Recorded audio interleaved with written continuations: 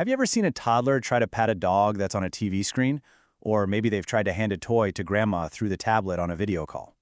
It's one of those super adorable but kind of puzzling moments, right? Well, today we're going to dig into the science behind why young children interact with screens in these very physical, very real ways. Okay, check out this story from 2014. It just perfectly captures this idea. An empathetic little toddler in Japan sees a man crying on the news, and what does he do? He instinctively tries to comfort him, right through the screen. It's such a sweet gesture, but it perfectly illustrates this fascinating phenomenon, and I bet we've all seen a version of this happen. So it turns out researchers actually have a name for these actions. They call them media errors. Now, it's not that the child's logic is wrong. Wiping tears is the logical response to seeing someone cry. The error is just in not understanding the limits of the screen itself. And by studying these moments, we get this incredible window into how a young child's brain is figuring out the world. So that's the big mystery we're diving into today. Why does this happen? Well, the answer isn't just one simple thing. It's a mix of how their eyes literally work, how their brains process information, and what they fundamentally need to learn and grow. So let's start digging for clues. All right, our first clue starts with the absolute basics. How a baby actually sees the world. And let me tell you, it is a very, very different experience from how you and I see things. The difference is just incredible. A newborn's vision is estimated to be something like 2400. To put that in perspective, 2200 is just being able to see the big E at the top of an eye chart.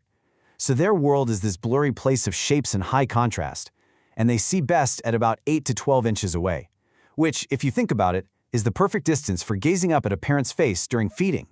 And this timeline really shows us that seeing clearly isn't something we're just born with. It's a skill that develops over that first year. You go from just seeing blurry shapes to tracking objects, and then, bam, depth perception kicks in and the world becomes 3D. A child's brain is just constantly working overtime to make sense of all this new visual information. Okay, that brings us to our second major clue, and folks, this one is a biggie. It's not just about what a toddler sees, it's about how their brain processes what it sees, especially when it's coming from a flat screen. This is something known as the video deficit effect. It's a super well-documented finding that children under 2 simply learn better from a real, live human being than they do from a screen. And it doesn't matter how educational the show is, this is a fundamental challenge happening in the young brain. And this deficit can be huge. For example, one study found it took toddlers twice as long to learn a brand new action when they saw it on video compared to seeing a person do it right in front of them. Twice as long. That's a massive difference. So why does this deficit exist? Well, first, the young brain just processes 2D images more slowly than real 3D objects. Second, think about it. It's a huge mental leap to take something you saw on a flat screen and then try to apply it to the three-dimensional world. And finally, and this is key, a screen lacks what researchers call social contingency. That's the responsive back-and-forth conversation that really fuels learning. You know, a screen talks at you, a person talks with you. And this really highlights this massive contrast between how screens deliver information and how a child's brain is naturally wired, from birth to learn. The absolute gold standard for early learning isn't a fancy app or a super popular video. It's the messy, hands-on, three-dimensional world. Young brains are literally built through real-world interaction, imaginative play, conversation, and just plain old human connection. These right here are the real building blocks of a healthy brain. Real-world play builds physical coordination. Symbolic play, like pretending a toy horse is sick, builds those crucial narrative skills. And talking with caregivers about stuff you've done together or making up stories on the fly, that's where the really deep learning happens. And just how important is that interactive back and forth? Well, research has shown that telling and hearing stories in early childhood is the single strongest predictor of later literacy. Think about that. Stronger than anything else. That is the incredible power of interactive learning. So now it's time for the big reveal. When you put all of these clues together, the developing eye, the video deficit effect, all of a sudden, the official screen time guidelines from pediatric experts make perfect sense. See, these recommendations aren't just arbitrary rules.